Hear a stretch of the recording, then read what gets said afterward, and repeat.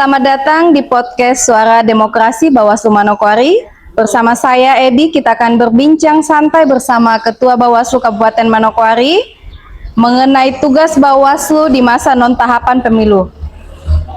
Tema kita hari ini ngobrol santai bersama Ketua Bawaslu Kabupaten Manokwari mengenai apa yang dikerjakan Bawaslu di masa non-tahapan. Mungkin Pak bisa memperkenalkan nama terlebih dahulu.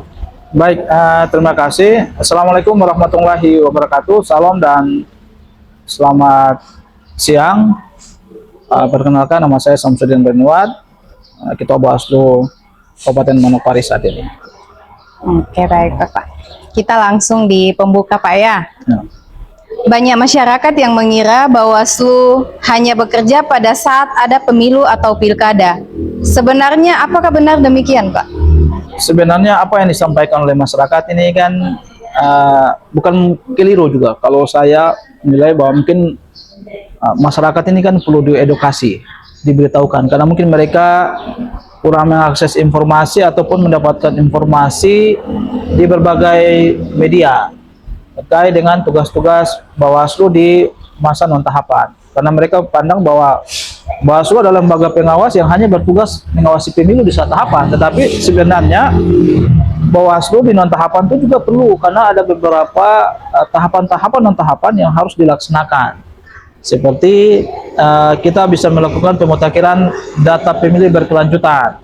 Kemudian kita juga bisa melakukan pengawasan pemutakhiran data partai politik menuju partai politik 2029 yang harus dilakukan verifikasi.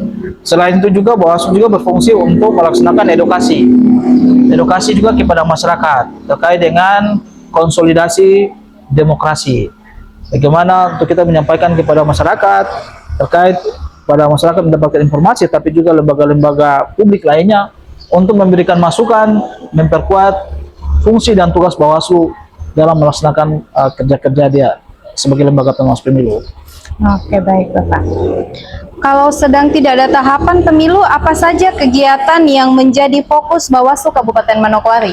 Ya, kalau untuk fokus kegiatan di Bawaslu Manokwari, sebenarnya kan yang menjadi tugas kita atau fokus kita adalah sesuai dengan kita punya edaran ya. Kita ini berdasarkan pada instruksi edaran yang disampaikan oleh Bawaslu RI yang kita laksanakan. Maksudnya sebagaimana yang tadi saya sampaikan, kalaupun ada edaran menyangkut dengan kegiatan pemutakhiran data partai politik, kemudian data pemilu, data pemilih, kemudian konsolidasi demokrasi, bahkan juga mungkin ada kegiatan-kegiatan yang seperti Jumat Sehat dan Jumpa Berlian, itu kan perlu kita lakukan juga di lingkungan kita.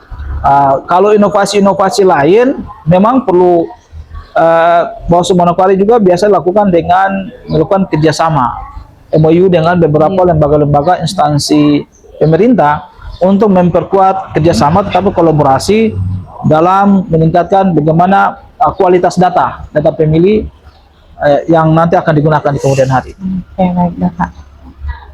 Salah satu kegiatan yang cukup sering dilakukan adalah pemuktahiran data pemilih berkelanjutan atau PDPB. Mengapa kegiatan ini penting bagi masyarakat? Ya, jadi pemutakhiran data pemilih berkelanjutan atau terkenal dengan PDPB ini menjadi penting sebagai sebuah instrumen tetapi langkah untuk memastikan bahwa data itu benar-benar harus berkualitas. Data berkualitas karena untuk menjamin kualitas data itu harus dilakukan proses dari jauh-jauh hari.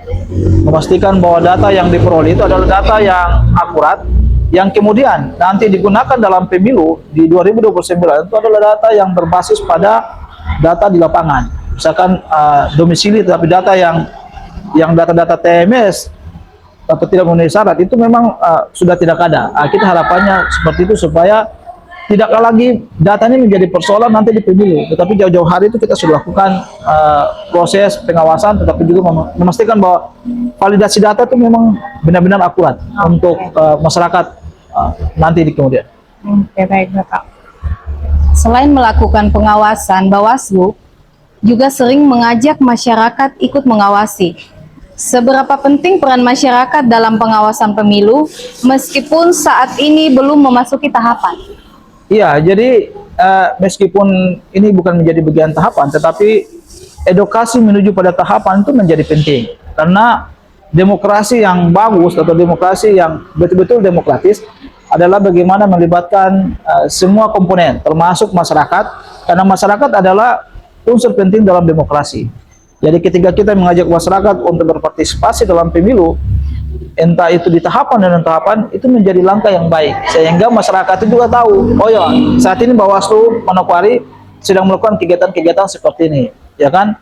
Kemudian apa yang mau disarankan oleh masyarakat, kita prinsipnya membuka ruang untuk kemudian menerima, sehingga apa yang menjadi evaluasi itu kita bisa laksanakan secara baik ke depan.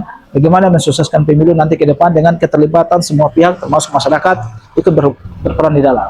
Oke Pak, ini yang terakhir ya Pak Ketua. Ya. Apa pesan Bapak kepada masyarakat Manokwari agar tetap peduli terhadap demokrasi meskipun pemilu masih beberapa tahun lagi? Ya, saya mengatakan bahwa unsur demokrasi itu kan bukan hanya dilihat dari sisi penyelenggara pemilu, KPU, Bawaslu maupun DKPP, maupun juga dengan peserta pemilu ya. Tetapi demokrasi itu kan menyangkut semua komponen masyarakat. Jadi semakin banyak masyarakat itu terlibat, kemudian mengetahui dan berperan aktif dalam pemilu, itu semakin baik. Kita berharap bahwa pemilu ke depan itu masyarakat lebih proaktif, bagaimana berperan dan terlibat dalam mengawal demokrasi. Jadi hal-hal apa yang masyarakat lihat atau hal-hal apa yang masyarakat lihat masih kurang, perlu mereka sampaikan Bawaslu untuk jadi bahan perbaikan bagi kita ke depan. Oke, terima kasih Pak. Terima kasih Pak Ketua atas waktu dan penjelasannya. Semoga informasi ini dapat menambah pemahaman masyarakat bahwa Bawaslu tidak hanya bekerja saat pemilu, tetapi terus menjalankan berbagai tugas untuk menjaga kualitas demokrasi sepanjang waktu. Sampai jumpa di podcast Bawaslu Manokwari berikutnya.